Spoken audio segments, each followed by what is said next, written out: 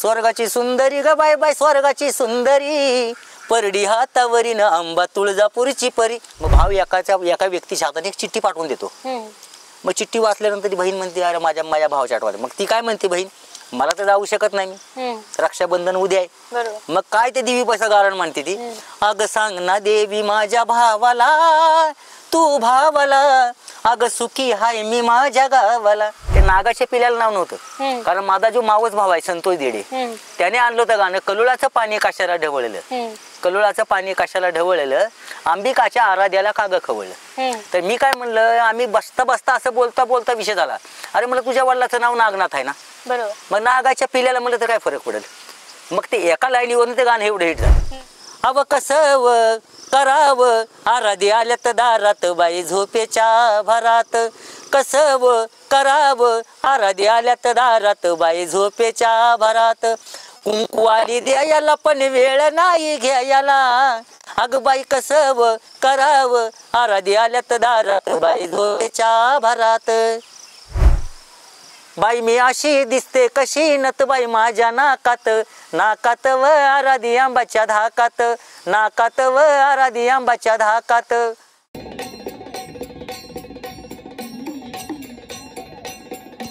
नमस्कार. मराठी लोकगीतांमध्ये असणारी विविधता थक्क करणारी आहे. अभंग, भारुड, भजन, पोवाडा, लावणी ते अगदी गोंधळ गीत, आदिवासी गीत, लग्नगीत या सगळ्या गीत प्रकारांमुळे मराठी लोकसंगीत खऱ्या अर्थाने समृद्ध आणि संपन्न आहे. आजही जरी आपण हेडफोन्समध्ये वेस्टर्न गाणी ऐकत असू किंवा आत्ताची काही बॉलिवूड गाणी ऐकत असू, तरी खरी मज्जा येते ते आपल्या पारंपरिक मराठी गाण्यांमध्येच. कलुळाचं पाणी कशाला ढवळीलं, नागाच्या पिल्लाला तू काग खवळीलं, हे गाणं एक 9-10 वर्षापूर्वी रिलीज झालं होतं, पण आजही जरी ते गाणं कुठे वाजलं तरी आपण ठेका धरतोच. ही आणि अशी अनेक सुपरहिट गाणी ज्यांनी आपल्याला दिली असे गायक, संगीतकार, गीतकार सन्माननीय बाळू शिंदे दादा आज माझ्यासोबत आहेत. नमस्कार दादा. नमस्कार. तुमचं खूप खूप स्वागत आहे. आजच्या या एपिसोडमध्ये आपण नवरात्री स्पेशल एपिसोड करणार आहोत दादांसोबत. त्यांची संपूर्ण ही संगीतमय कहाणी आपण जाणून घेणार आहोत आणि मध्ये मध्ये त्यांच्याकडून काही देवीची गाणी सुद्धा आपण ऐकून घेणार आहोत.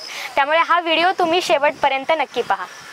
दादा, तुमच्या या संगीतमय जीवनाचा प्रवास केव्हापासून सुरू झाला?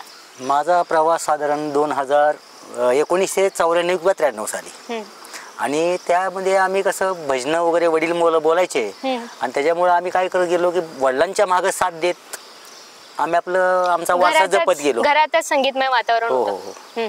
मग वडील तुम्हाला सोबत कार्यक्रमांना घेऊन जायचे? नाही, आम्ही फक्त घरी आपलं वडील भजन म्हणायला लागले की आपलं मागे साथ देणे वगैरे असं करायचो. आम्ही संग नाही गेलो कधी. तुम्हाला कधी कळालं की मी गाणं गाऊ शकतो, गाणं लिहू शकतो?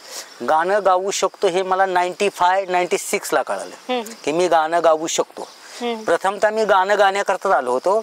नंतर बघून ते गाणं लिहिताना मी विचार करायचो कसं गाणं लिहायचं, कसं लिहायचं. मी हे गाणं लिहिण्याकरता 5 पानं फाडायचो. आता बहुतेक भरपूर गाणी लिहितोय, पण चालू आहे. पहिलं गाणं कधी गायलं तुम्ही? पहिलं गाणं 1996 ला. त्यावेळेस तुमचं वय साधारण? माझं वय त्या टायमाला असेल 18. 18व्या वर्षी पहिलं गाणं गायलं.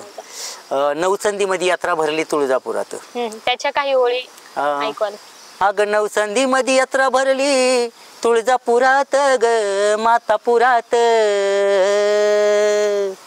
14 मध्ये तुझा कडा कापरडी घरू घर काय ग आंबा ग येडू ग आंबा ग. हे लेखन तुम्ही स्वतःच केले? हो. मग त्यावेळी याचा अभ्यास कसा केला तुम्ही? अभ्यास मी आणि माझा भाऊ आम्ही दोघं बसायचो घरी असत. मग कधी कधी असं देवीची गाणी वगैरे घरातच बसून वाजवून म्हणायचो. म्हणजे कधी कधी तो वाजवायचा, कधी कधी मी वाजवायचो आणि गाणी म्हणायचो. तो पण बोलायचा आणि मी पण बोलायचो.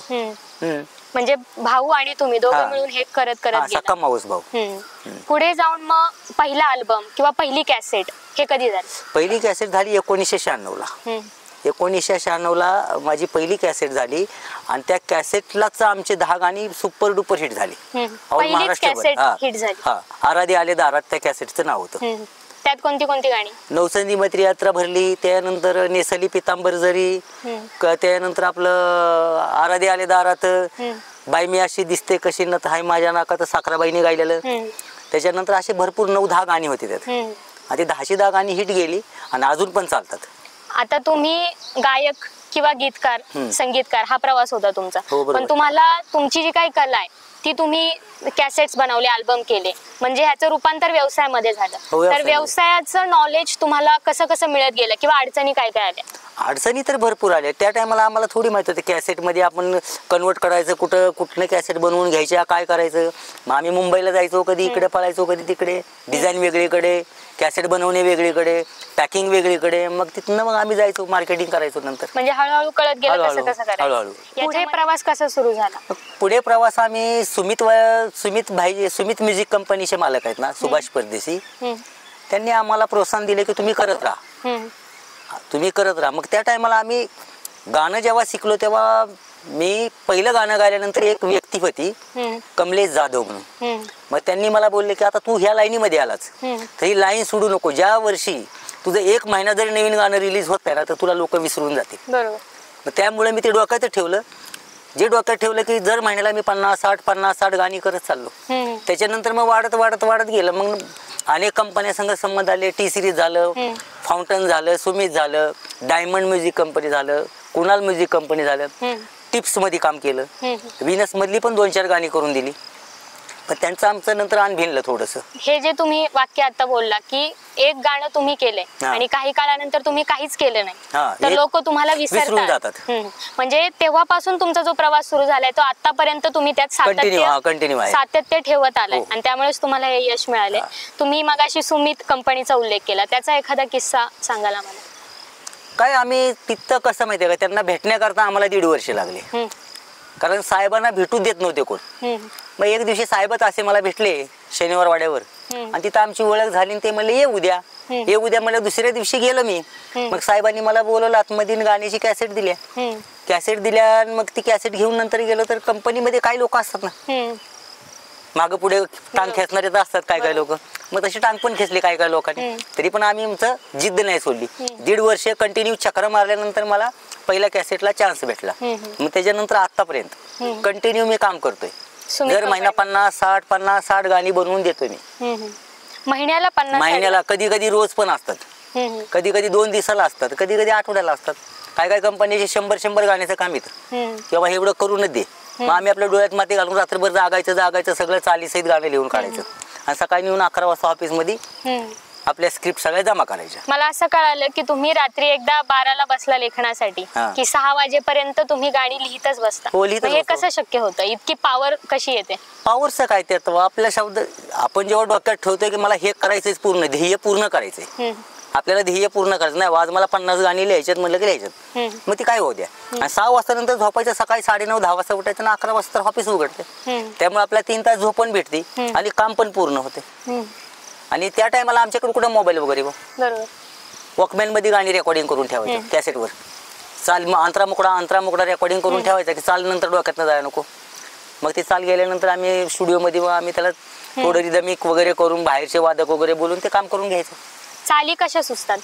चाली म्हणजे आता ते देवबुद्धी म्हणायचं की ते जन्मताच आपल्या म्हणतात ना, ते कसं आहे ते आता जरी मी बसलोय किंवा तुमच्यावर गाणं तयार करायचं किंवा ह्यांच्यावर गाणं तयार करायचं 1 मिनिटामध्ये होते. करायला किती वेळ लागतो? करायचंच म्हणलं लगेच होतं. आणि नाहीच करायचं म्हणलं मग करायला गेला की लगेच होतं. पण ज्याच्याकडे ते टॅलेंट ऑलरेडी त्याच्याकडूनच ते शक्य होऊ शकतं. इतर लोक तर नाहीच करू शकत. आणि ते टॅलेंट मुळात तुमच्यात आहे म्हणून तुम्ही आता इथपर्यंत आला आहात. तुम्ही सुमित कंपनी बाबत सांगितलं आणि टी सिरीज बरोबर पण तुम्ही काम केलं. टी सिरीज एक खूप मोठी इंडस्ट्री आहे. त्याबाबत काय सांगाल? त्यांच्यापर्यंत कसा पोहोचलात तुम्ही? मी त्यांच्यापर्यंत मला महेंद्र वाघमारे मध्ये त्यांचे मराठीचे हे होते. कारण त्यांच्या इथं प्रत्येक डिव्हिजनचे एक मॅनेजर आहे. कन्नड असो, तमिळ असो, पंजाबी असो, मराठी असो, हिंदी असो, हर एक डिव्हिजनचा एक मॅनेजर आहे. मग त्यांनी माझा कोणतरी नंबर घेतला आणि तो नंबरवर मला कॉन्टॅक्ट झाल्यानंतर आम्ही काम सुरू केलं तिथे. मग त्यांचं पण काम भरपूर केलं. म्हणजे जवळ 400-500च्या आसपास गाणी केली असते. रेकॉर्ड ब्रेक कॅसेट्स विकल्या जातात तुमच्या, तर त्याची काही ठराविक गाणी किंवा कोणत्या कॅसेट्स आहेत ज्या रेकॉर्ड ब्रेक विकल्या गेल्या? भरपूर रेकॉर्ड बघा तुम्ही. आता ते मै बंगाली बाबू आया गाणं ऐकलं तुम्ही? मै बंगाली बाबू आया ग मै कवडी बेसने लाया, हे गाणं. त्यानंतर तुम्ही सांगतो कलुळाचं पाणी कशाला ढवळलं, नागाच्या पिल्याला तू का ग खवळलं, नंतर दुसरं बघा हे तर ऑल टाइम हिट गाणं आहे आहे. त्यात अग जाग्यावर तू खेळ ग बाया जाग्यावर तू खेळ, हे पण गाणं आम्ही. हम्म. त्यानंतर तू म्हणतो गजराबाई बुंबे असो, साखराबाई टेकाळे असो, अनेक जे महाराष्ट्रामधले जेवढे दिग्गज आहेत त्या सगळ्या संग काम करण्याची मला तरी संधी मिळाली. हम्म. आणि महत्वाची गोष्ट काय, मी काम करताना कधीही हा छोटा आहे हा मोठा आहे कधी नाही पकडलं. हम्म. सगळ्या संघ मातीतले कलाकार तुम्ही मन मिळावप्रमाणे सगळ्या संघ वागायचं, सगळ्याकडून काम काढून घ्यायचं. हम्म. गणबाई मोगऱ्याच्या काही ओळी. गणबाई मोगऱ्याचं कसं झालं, गणबाई मोगरा हा साखराबाईंनी स्वतः केला होता. हम्म. पण त्याला त्या कॅसेटला धोका दिल्यामुळं ते सुभाषबाई परदेशीकडे आल्यामुळे ते गाणं हिट झालं. हम्म. गाणं हिट झालं ना, ऑल महाराष्ट्रामध्ये ते गाणं प्रसिद्ध झालं. हम्म. आणि ते साखराबाईंचं लक, हम्म. आम्ही तिला मावशी म्हणतो पण तिचं लक आहे ती. हम्म. गणबाई मोगरा म्हणजे सुपर डुपर हिट. हम्म. आजता गायत तरी बरोबर. आजही ते कुठे लागलं तरी माणूस थिरकतो. बरोबर. आपली गाणी जी आहेत ती जास्त करून देवीची आहेत. बरोबर. मग देवीची जत्रा आली की तुमच्या कॅसेट्स खूप विकल्या जात असतील. त्या अगोदर आम्हाला 4 महिने अगोदर तयारी करून ठेवावं लागते. हम्म. मग असा एखादा किस्सा सांगा की एखादी जत्रा आली मग तुम्ही अशी गाणी तयार केली, त्या कॅसेट्स कशा विकल्या गेल्या?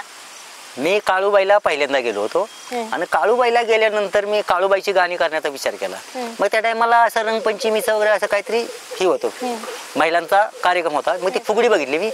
मग फुगडीवर गाणं केलं. का भोर इकडून वाई तिकडून मधून वाट नाग मोडी, जरा संबळ वाजवा घडो घडी काळू खेळती या फुगडी. हे गाणं तयार केलं. तर गाणं यात्रेच्या दिवशी पौष पौर्णिमेला जवळजवळ 3 ते 3.5 लाख सीडी विकल्या गेल्या कंपनीच्या एका दिवसामध्ये, पौष पौर्णिमे दिवशी. कारण त्या टायमाला सीडी नव्हतीच, ऑडिओ व्हिडिओ सीडीच नव्हती जास्त. सुरुवातीला आम्ही जे व्हिडिओ अल्बम केले पहिल्यांदा, त्यानंतर भरपूर आले. नंतर नाही कुणाला माहित नव्हतं. सुरुवात तुमच्यापासून. ऑलमोस्ट महाराष्ट्राला माहित नव्हतं की व्हिडिओ सीडी येईल उद्या भविष्यामध्ये, डीव्हीडी येईल. एक एक एक वाढत गेल्यानंतर आता युट्यूब आले. बरोबर. आता युट्यूब आले तुम्ही म्हणालात, आणि तुमच्या वेळेस सीडी किंवा कॅसेट असायची. कॅसेट मग त्यावेळी आणि यावेळी फरक काय वाटतो तुम्हाला? त्यावेळेचं काम कसं सर्व लोकांना काम मिळायचं ना. आता तर तसं नाही. आता मोजक्या लोकांना काम भेटतं, मोजक्या लोकांचं होतंय असं होतं. कारण एक त्या टायमाला एक काम करायचं म्हणलं, 10 गाणी वाजवायचं म्हणलं तरी 8-9 निस्ते वादक असायचे. आणि जेवढे सिंगर आहेत ते सिंगर, कोरसवाले वेगळे, म्युझिशियन वेगळे, मग सगळ्यांना काम ना. आता तसं नाही. आज कोण आहे बाबा, आज फक्त रिदम, मग दोघांमध्ये सगळा रिदम होतो. आज बरोबर. 2 किंवा 3 माणसामध्ये, पहिले जे 8 जण वाजवायचे आता 3 जणांमध्येच काम व्हायला लागले. हे कम्प्युटर जमाना, त्यामुळे तो झालंय आता सिद्ध झालं. मला ते जास्त चांगलं वाटतंय की ते चांगलं, कारण त्या टायमाला एकूणमेकाशी भांडण व्हायचं आमचं आर्टिस्ट सगळं की नाही बाबा ही लाईन नाही तर नाही ही वेगळी कर काहीतरी, इथं चुकतंय काहीतरी, किंवा वादकाचा काय ठेका. चुका लपवल्या जात आहेत. आता चुकावला पावले जातात. काही ठेक्यामध्ये चुकलं तरी वादक म्हणतात ना इथं हा चुकला मी चुकलो नाही. मग तिथे ते थोडं व्हायचं एकूणमेकाचं. मग झाल्यानंतर आम्ही एकूणमेकाला समजून घालायची, नंतर वापस गाणं रेकॉर्डिंग. आणि 1 थ्रो म्हणजे एकदा स्पूलवर गाणं रेकॉर्डिंग सुरू झालं की गाणं संपेपर्यंत कोणी थांबायचं नाही. पूर्ण गाणं झाल्यानंतरच मग कट. ज्यावेळेस रेकॉर्डिंग 6 तास येईल संपवल्यानंतर बरोबर 4.5-5 मिनिटाला गाणं संपवून टाकायचं. आता आपण प्रत्येक शब्दाला थांबतो. हो, आता प्रत्येक शब्दाला थांबू शकतो आपण. एक एक लाईन, एक एक शब्द पण गाऊ शकतो. समजा आता मी गाणं गायलं, कुठलंही गाणं असू द्या, कलुळाचं थांबलं, कलुळाचं पाणी पाणी कशाला ढवळलं, पुढची लाईन आवडत नाही, आठवत नाही. नागाच्या पिल्याला तू का ग खवळलं. आता हे गाणं जेव्हा केलं काय, ते नागाच्या पिल्याला नाव नव्हतं, कारण माझा जो मावस भाव आहे संतोष देडे, त्याने आणलं होतं गाणं कलुळाचं पाणी कशाला ढवळलं, कलुळाचं पाणी कशाला ढवळलं, अंबिकाच्या आराध्याला का ग खवळलं. तर मी काय म्हणलं, आम्ही बसता बसता असं बोलता बोलता विषय झाला. अरे म्हणलं तुझ्या वडिलाचं नाव नागनाथ आहे ना, मग नागाच्या पिल्याला म्हणलं तर काय फरक पडेल. मग ते एका लाईनीवरून ते गाणं एवढं हिट झालं, नागाच्या पिल्याला का खवळलं. ते शब्द त्या टायमाला असेच व्हायचे त्या टायमाला. आणि तेच खरं जे आलंय ते तुमच्या आतून जे आले तेच लोकांना, आणि अजून पण ती लोक ऐकतात, तेच आवडते त्यांना की जुनी गाणी. आता नवीन काय पण चालले, काय पण करतात लोक. कुणाला बोलून पण फायदा नाही आणि सांगून पण फायदा नाही. आपल्याला जे आवडतं पारंपरिक, तो पारंपरिकपणा आपण जपतो. आता सांगण्या देवी माझ्या भावाला हे गाणं कसं तयार झालं? हे गाणं तुळजापूरचा एक व्यक्ती होता, भोसले म्हणून काहीतरी नाव आहे. तर त्यांनी आले माझ्याकडे आणि आम्ही रेकॉर्डिंग करत बसलो. मग त्याने आणला होता भावावर विषय. मला जायचंय मुंबईला, सांग ना माझ्या भावाला, मला जायचंय मुंबईला, तिकडं कामधंदा करण, पैसा कमवून घरी पाठवण, असं गाणं होतं. म्हणलं दादा हे गाणं असं नाही चालणार. म्हणले ह्या गाण्याला आपण वळण थोडं वेगळं देऊ, कारण आई नाही बाप नाही, फक्त भावानीच लहान बहिणीला मोठी केली आहे. बरोबर. भावानीच लहान बहिणीला मोठी केली आहे. आणि मग भावानं जेव्हा मोठी होती तिथं लग्न लावून देतो. 2-4 हात करून दिल्यानंतर बहिणीला आठवण येते आणि भावाला पण आठवण येते, आला मी भावाला कशी भेटू, भावाला कसे. मग भाव एका व्यक्तीच्या हाताने एक चिठ्ठी पाठवून देतो. मग चिठ्ठी वाचल्यानंतर ती बहीण म्हणते अरे माझ्या भावाच्या आठवण. मग ती काय म्हणते बहीण, मला तर जाऊ शकत नाही मी, रक्षाबंधन उद्या आहे. मग काय ते देवी पैसा गारण म्हणते ती, अग सांग ना देवी माझ्या भावाला, तू भावाला, अग सुखी हाय मी माझ्या गावाला. कारण जिथं दिलं मुलीला तिथं तिला राहणं महत्वाचं आहे ना. मग ती देवीला स्वतःहून म्हणतोय, ती म्हणती या जी ग्रस्त सुवासीन आहे ती सांगती त्या देवीला, तू जाऊन सांग सुखी आहे बाबा तुझी बहीण, मग तू कुठल्याही रूपात जाऊन सांग. असं त्या गाण्याचं वर्णन केलं होतं. ते गाणं पण खूप हिट गेलं. मी टिंग्या फिल्म मध्ये टायटल सॉन्ग गायलं. त्यानंतर ती फिल्म पण चांगली जोरात चालली, कारण ती भाषा पण वेगळी होती. काहीतरी किस्सा आहे या टिंग्या फिल्मचा? काय नाही, मी दुसऱ्या स्टुडिओ मध्ये डबिंग करत होतो, कारण एक लाईनशी 2-3 स्टुडिओ आहेत. माझा मित्र आहे अमोद कुलकर्णी म्हणून, त्यांनी मला ह्याच्या अगोदर ट्राय करून बघा. मग ठीक आहे म्हणले बघूया. मी डायरेक्ट ॲडलिप त्यांनी मला सांगितली अशी आहे. त्यांनी हार्मोनियम वाजवलं. दादा म्हणलं फक्त मला तिथं लालाला केलेला ऐकवा, मी गातो म्हणलं बरोबर. मी गेलो पलीकडे माईकवर. मग त्यांनी मला सांगितलं का, मग गाणं कसं हो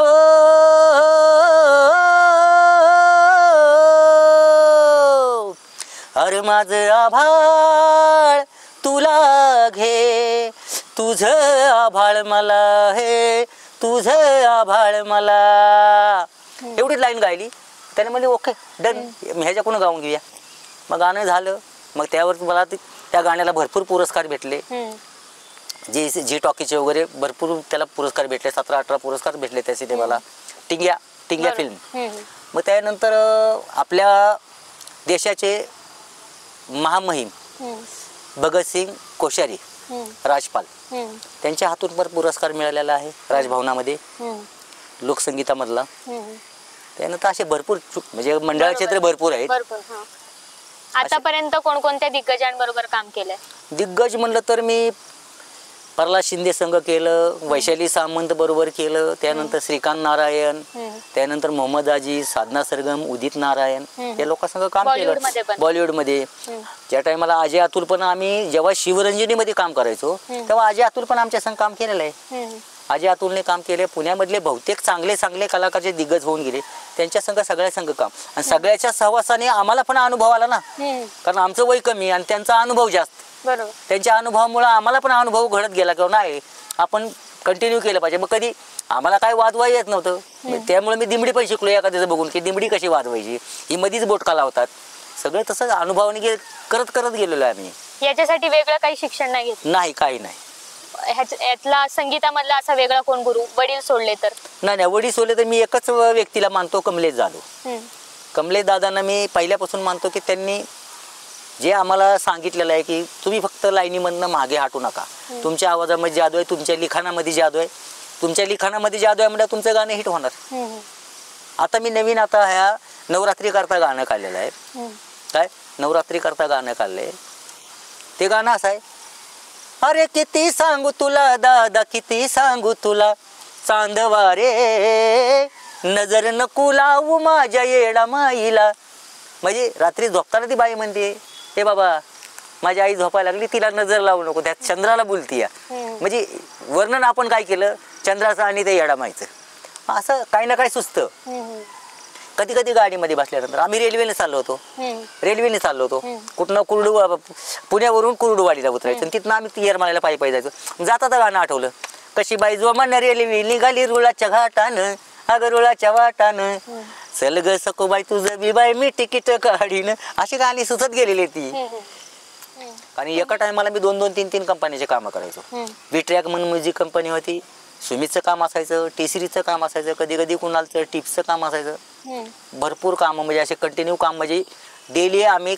आणि मी एकटा नव्हतो ना जगत, मला बाकीचे आर्टिस्ट जागवायचे होते.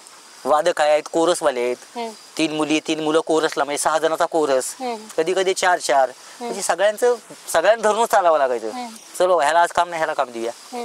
आज ह्याला काम नाही ह्याला काम देऊया, एका टायमाला 2-2, 3-3 स्टुडिओ मध्ये काम तुमच्यावर अवलंबून असणारे भरपूर लोक भरपूर लोकांना केलं ना, त्यांनी पण आमच्या करता कष्ट केलंच की.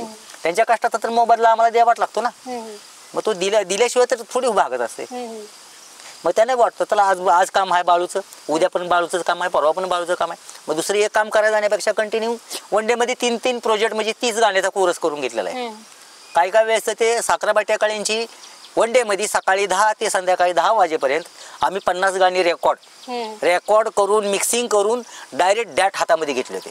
आता डॅट म्हणल्यावर तुमच्या लक्षात येणार नाही, पहिली कॅसेट होती मोठी आणि डॅट एवढीशी असायची छोटी, त्यामध्ये सगळं अख्खं मास्टर असायचं. आणि ते मास्टर आम्ही असे 10 घ्यायचो आणि जाऊन कंपनीमध्ये देऊन टाकायचो. हे तुमचे 100 गाणी, 10 डॅट घेतले की 10 गाणी एकामध्ये, हे तुमचे 100 गाणी. मग त्यांच्याकडून मानधन ती सगळ्याचं पेमेंट सगळी लिस्ट द्यायची, पेमेंट घ्यायचं सगळ्यांना वाटून टाकायचं. असा आमचा कंटिन्यू हे होता. मग आजच्या दिवसापर्यंत किती गाणी तुम्ही केली आहेत? जवळ असं मोजाय गेलो तर 3-4.5 लाखाच्या आसपास असतील सगळी गाणी. पण मी एकट्यानं गायलेली नाही, अनेक पण सिंगर आहेत ज्यांनी गायलेले आहेत, त्यांनी भरपूर लोकांनी गायली. एकट्या साखराबाईने नाही म्हणलं तर 60-70 हजार 60 हजार तरी गाणी गायली असतील. कारण त्या टायमाला साखराबाईचं क्रेज खूप होतं. मग त्या टायमाला कोणी व्हायचं साखराबाईची 10 गाणी पाहिजे, साखराबाईची 20 गाणी पाहिजे, करायला जायचो. त्यांच्या आवाजात वेगळेपणा आहे. आणि महत्वाची गोष्ट काय, साखराबाईंना वाचता लिहिता येत नाही ना. साखराबाईंना वाचता लिहिता येत नाही, वाचता लिहिता येत नाही तशा व्यक्तीकडून गाणं गाऊन घेणं हे चॅलेंजचं गोष्ट आहे ना. काय संगीतकार अडकायचे, आयला हे बाई एका दिवसामध्ये बाळूकड 20 गाणी गाऊ शकते, मग आपल्याकडे 2 गाण्याला काय एवढा वेळ लावते. पण मी माझं टेक्निक वापरायचो, ती जेपर्यंत कोरस चालू आहे किंवा म्युझिक चालू आहे त्या म्युझिक मध्ये तिला लाईन समजून सांगायचो, ती गाणं शब्द कॅप्च करायची, लगेच कानामध्ये ठेवायची, कानले तयारी जा कानामध्ये तयार ठेवायची, पटकन गाऊन मोकळे व्हायची. म्हणजे आम्ही पण समाधानी.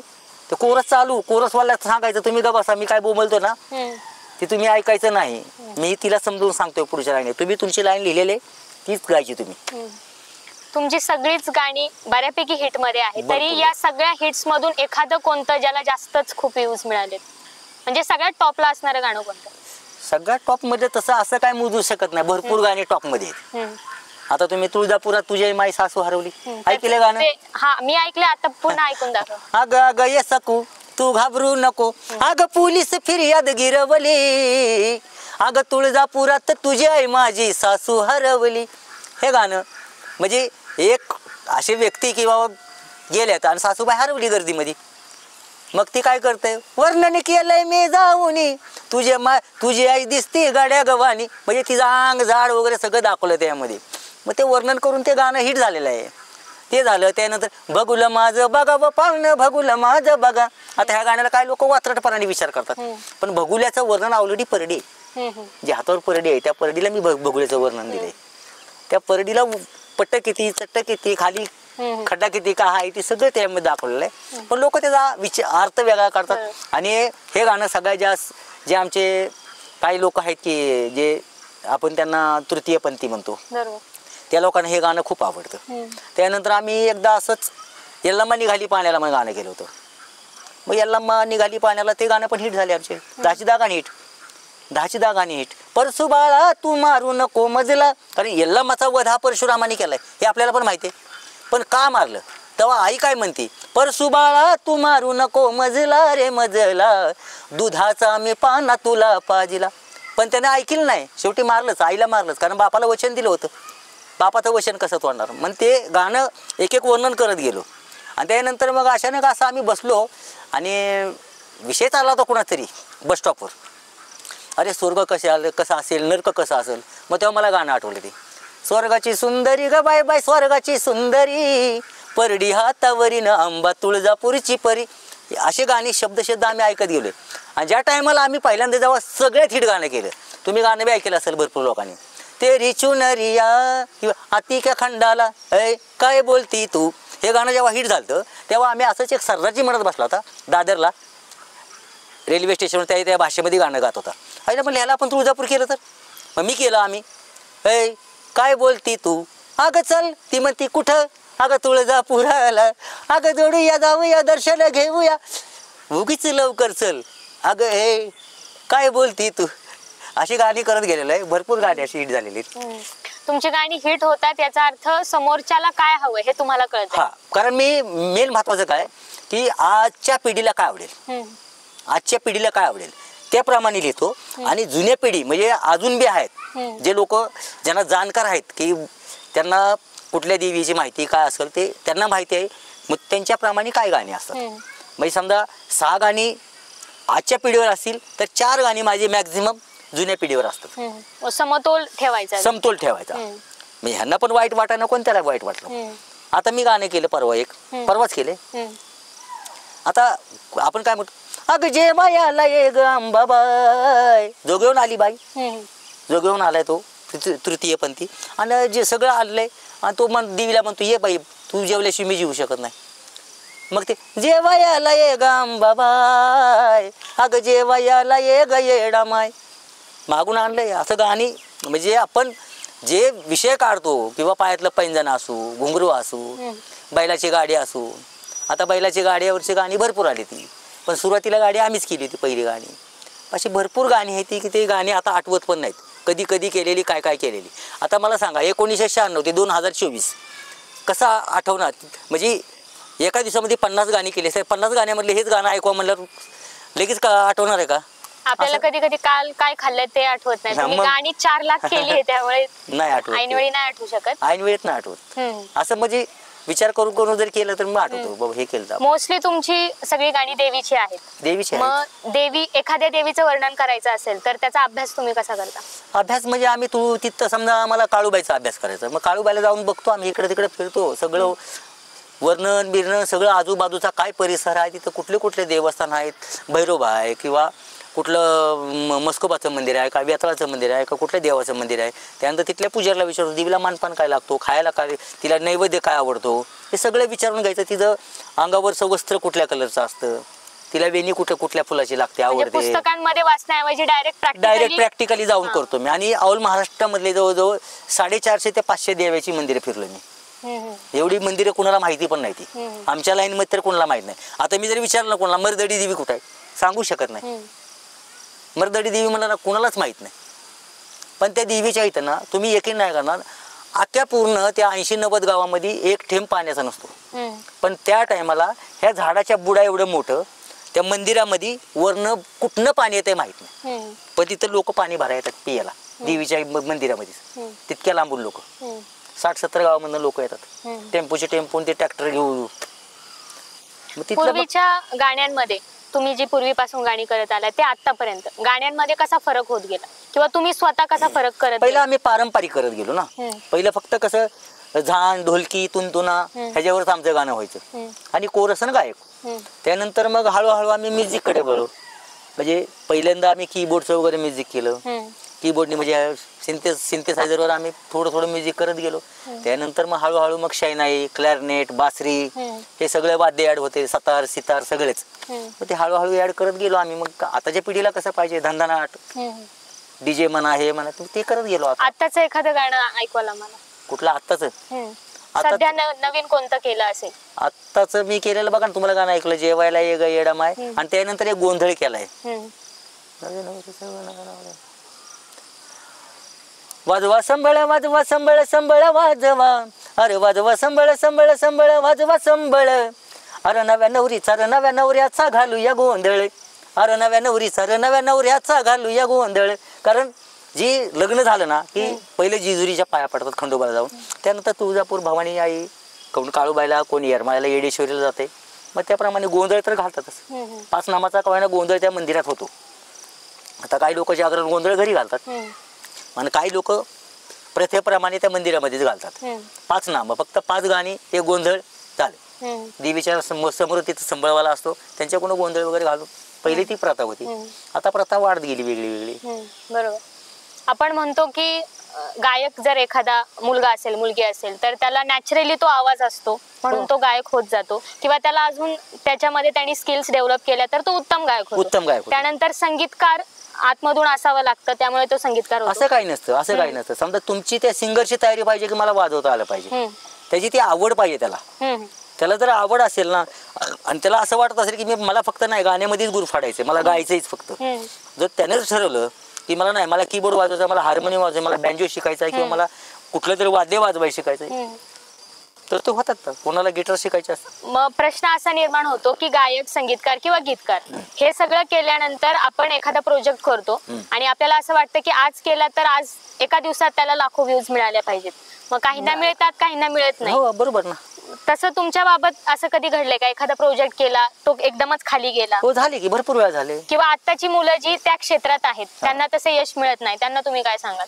काय त्यांना म्हणणार अजून चिकटीने जितकं वेगळं तुम्हाला काम करता येईल तेवढं करा ना.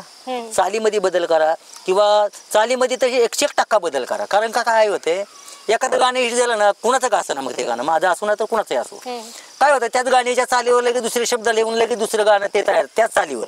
चाल बदलायचीच नाही. म्हणजे तुम्ही नवीन काय करताय? काहीच नाही ना, नवीन काही नाही. तुम्ही नवीन काहीतरी लिहा, तर नवीन त्या गाण्याला चाल द्या, त्या गाण्याला चाल नवीन द्या, मग ती गाणं हिट होत होणार तुमचं. तीच तीच तीच एकानं गायलं मग तेच गाणं दुसऱ्याने, तेच गाणं तिसऱ्याने, तेच गाणं चौथ्याने, फक्त शब्द बदले असं नसतं ना. मग ते चालत पण नाही जास्त करून. म्हणजे ओरिजिनल गाणं झालं असं ते गाणं मारलं जातं. मग तुमचे पण मी नाही त्याला पण किती येतात समर्पण, त्याला महत्व आहे.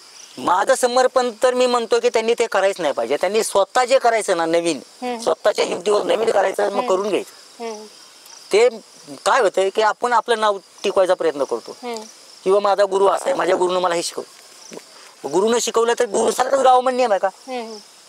गुरुपेक्षा चेला पण श्रेष्ठ झाला पाहिजे ना. का गुरुच्याच नावावर जगायचं असं काय का? गुरुच फक्त नाव पुढं पुढं करायचं. आपलं काय आहे, आपलं भवितव्य. उद्या गुरुनं आपल्याला जवळ आलं पाहिजे. गुरुनं म्हणायला वा माझ्यापेक्षा भारी केलं, हा त्याला मग तो खरी शाबासकी तिथे भेटते, खरा आशीर्वाद तिथं. मग तुम्ही गुरुनं चाल लावली आणि त्या गुरुच्या चालीवर सगळं करायचं, त्याला नाही फायदा नाही. असं नक्कीच तुम्ही जे काही मार्गदर्शन केलं ते जे काही व्ह्यूअर्स आहेत आमचे त्यांना ते खूप फायदेशीर ठरणार आहे. तुम्ही आज आम्हाला वेळ दिलात, मनापासून धन्यवाद. तुम्हाला हा व्हिडिओ कसा वाटला आम्हाला कमेंट बॉक्स मध्ये नक्की सांगा. निकिता अवंतिका युट्यूब चॅनलला सबस्क्राईब करा, बेल आयकन टच करा, जेणेकरून नवीन जे काही व्हिडिओज येणार आहेत त्याचे नोटिफिकेशन्स तुम्हाला मिळत राहतील. धन्यवाद.